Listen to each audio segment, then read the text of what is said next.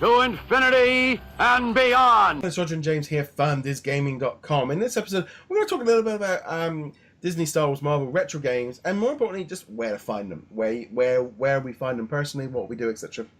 There's a couple of different ways you can pick them up on a number of different consoles. You know, your definition of retro can vary depending on what you grow up on. Now I include PlayStation, and I go back to Wii, kind of. There's loads of them. And as someone who pretty much is buying lots of these games up, I thought I'd just kind of go through and kind of share my experiences and give you guys some advice, etc. So, first off, number one place I would probably kick off with eBay. Simple choice. There's always, everything you ever want is on there. What price it is a different matter, because some, depending on the rarity, it might be expensive. It might just be a load of people trying to cash grab on it. If you can get one last minute, even better. Yeah, eBay, of course, is going to be the resource for just about anything in the entire world that's physical or digital. So obviously, it's a good resource.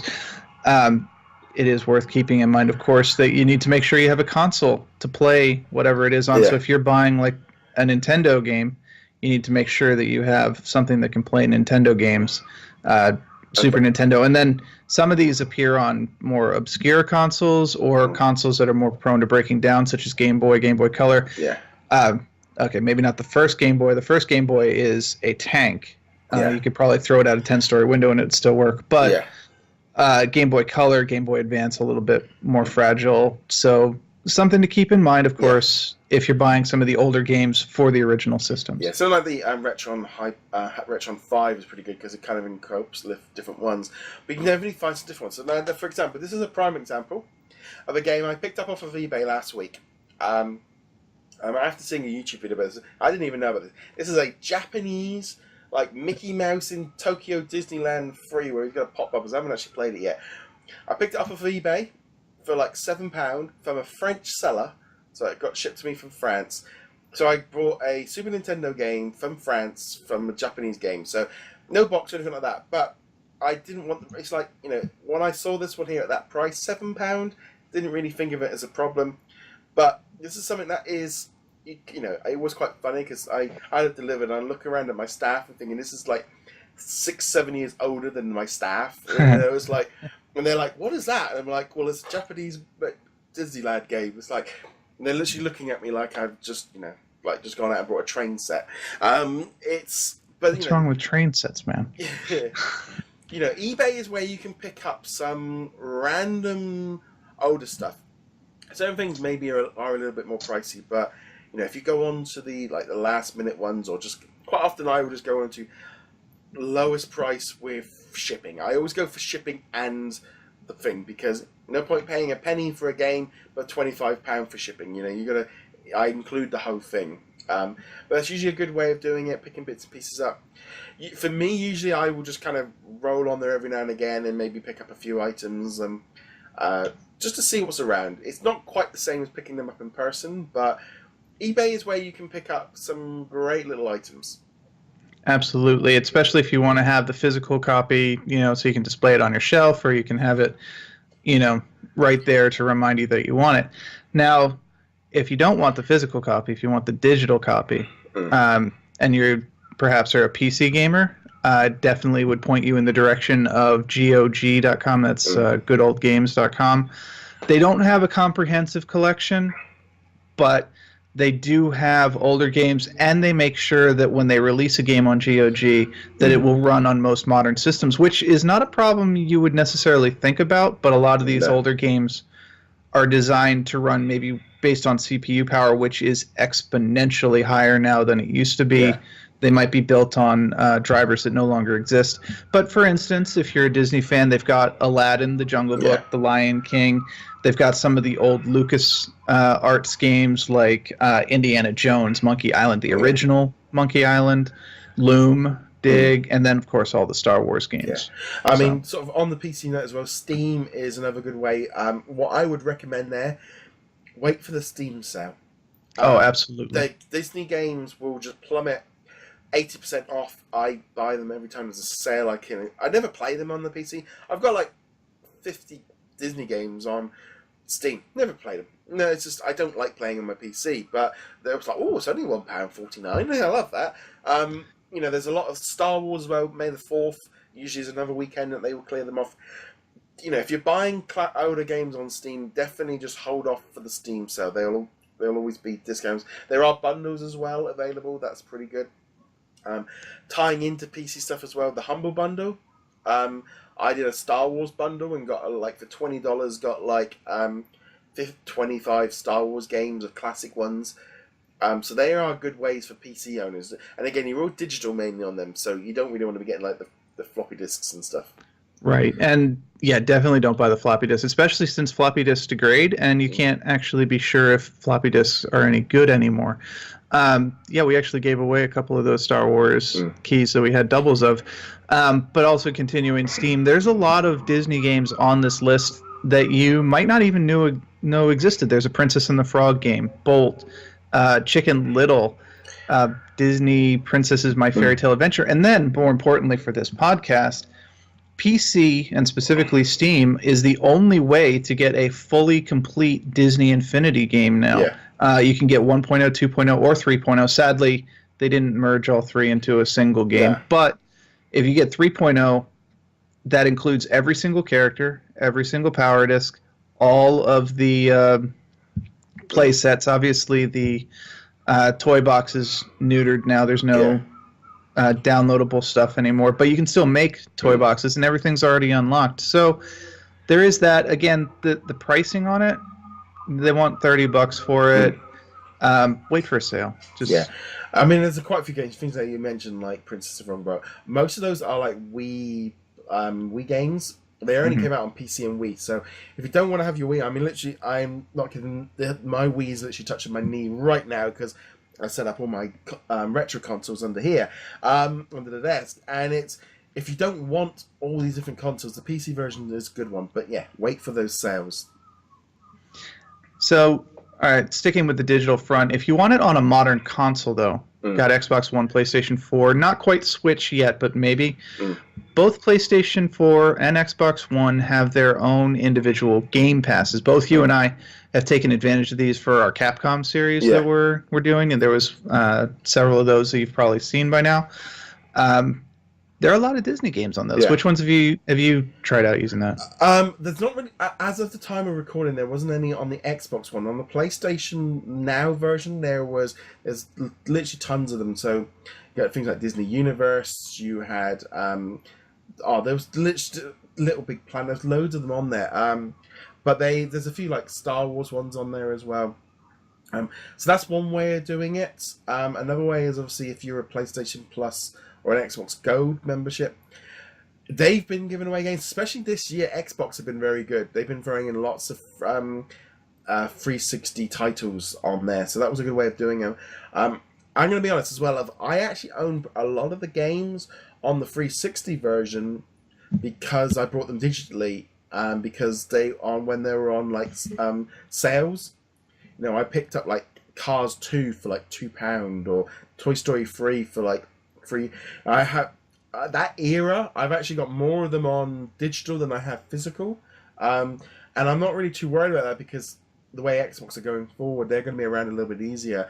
But literally, if you fire up my Xbox, the entire hard drive is primarily just 360 Disney games and Marvel and Star Wars games. There's loads on there. Again, wait for the sales. May the 4th is good for picking up things like Star Wars games. PlayStation Network's a little bit less. There are stuff on there. There's always seems to be sales going on where you can pick up a few of their older games. Same with Marvel. Not quite as big back catalogue because of the Xbox 360 backwards compatible. And then they're going to obviously be bringing Xbox games on there as well.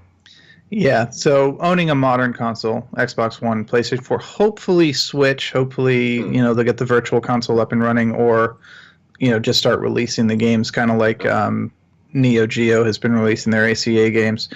But yeah, it's a good time for those systems because of all the backwards compatibility, or PlayStation Now's version of backwards compatibility. But also, as well as the going back into the physical version. Personally, for me, when I go to the high street to the shops and stuff, there's a couple of different game stores that I will go into. For example, here in the UK, we have CEX, which is an exchange shop, just full of second-hand games for different platforms. I have brought tons, and you can I buy them I buy them online as well. Where I literally, I don't know if I can quote it, but I have picked up like X-Men Wolverine game for 50p, or I have filled out my PlayStation 2 back catalogue so much because of them, because they're literally giving them away at like 50p, 70. You can get like Disney Sing It for like 25p. There are loads of games in there that you can pick up cheap.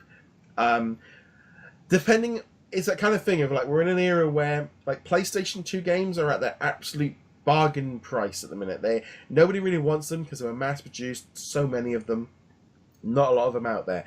PlayStation 3 games are a lot more expensive. They're like hitting around the £8 to £10 mark. Backwards compatible actually keeps pushing the price up because they pushes that price back up. Often for me, the reason I buy them digitally is because I look at a second-hand copy and they want 12-15 quid for it. I can buy it digitally for £3. It is a big difference there. But you can get older, like hard ones in those stores.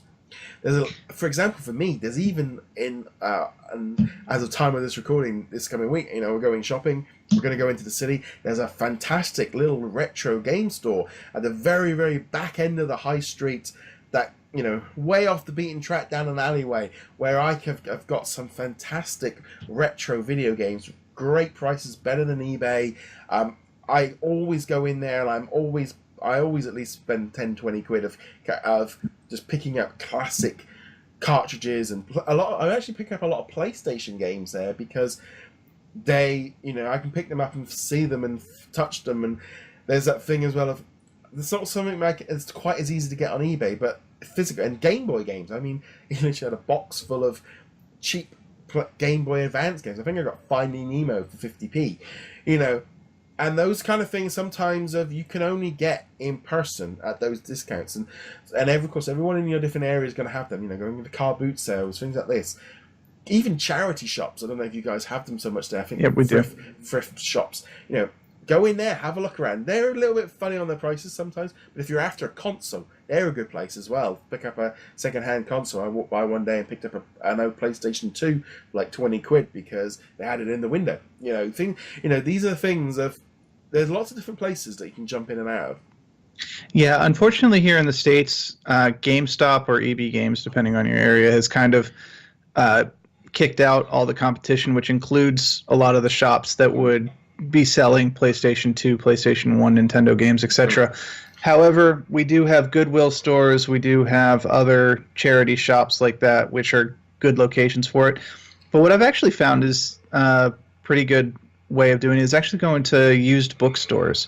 Now, we have two different types of used bookstores, broadly speaking. We've got like the little hole in the walls, which maybe are just a very small shop, just packed with books, and those are going to be mostly just books.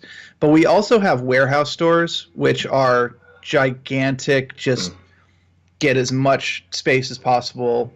There's one near me called McKay's, which has just tons of inventory, and they have a lot of video games as well. And when we're talking video games, we're probably talking PlayStation 1, N64, maybe even some Dreamcast or Sega Saturn stuff. So, yeah, they're out there. Yeah. And then in the States, we also tend to have, at least in the cities, kind of communal yard sale kind of things. And those actually tend to be very good places to get video games or video game accessories. I actually got a lot of Skylander characters from a yard sale. I was able to pick up, I just like, here's a box of Skylanders. How much? $10, and I ended up getting like 30-something Skylanders. So it's very. I mean, the thing is, this is very hit and miss. Very, very hit and miss. You just never know what you're going to get. Unfortunately, as well, sometimes at these kind of locations, if they look on eBay to get a value of it, that's what a lot of them tend to use. But it's a give or take on that one. But lots of different options. For me, it's kind of one of those situations of, looking around. Sometimes physical's not. Sometimes physical. I'm not too worried either way. But sometimes you've got to look at it. You've got to be a little bit sensible.